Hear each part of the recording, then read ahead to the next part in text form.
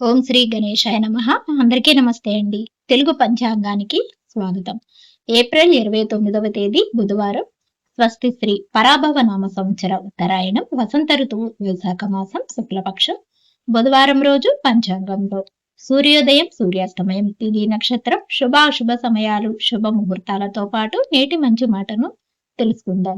వీడియోలోకి వెళ్లే ముందు ఇంకా ఎవరైనా మా ఛానల్ ను సబ్స్క్రైబ్ చేయకపోతే ఇప్పుడే సబ్స్క్రైబ్ చేసి పక్కనే ఉన్న బెల్ ఐకాన్ ను ప్రెస్ చేయండి. ఇలా చేయడం ద్వారా ప్రతిరోజు పంచాంగం మీకు టైంకి చేరుతుంది.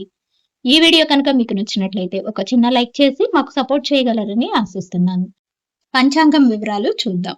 సూర్యోదయం ఉదయం 5:52 సూర్యాస్తమయం సాయంత్రం 6:35 చంద్రోదయం మధ్యాహ్నం 4:42 చంద్రాస్తమయం ఏప్రిల్ 30వ తేదీ తెల్లవారుజామున 4:38 ఈ రోజు తిథి త్రయోదశి రాత్రి 7:51 వరకు ఉంటుంది.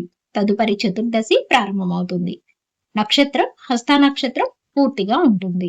యోగం హర్షణ రాత్రి 8:51 వరకు ఉంటుంది.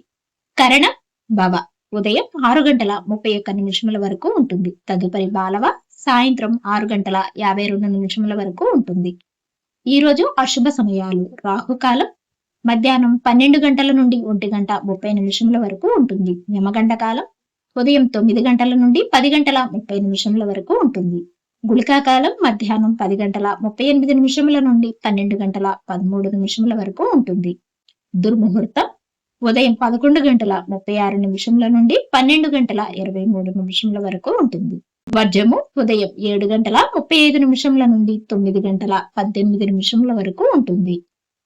ఈ రోజు శుభ సమయాలు అభిజిత్ ముహూర్తం ఉదయం 11:47 నుండి 12:37 వరకు ఉంటుంది.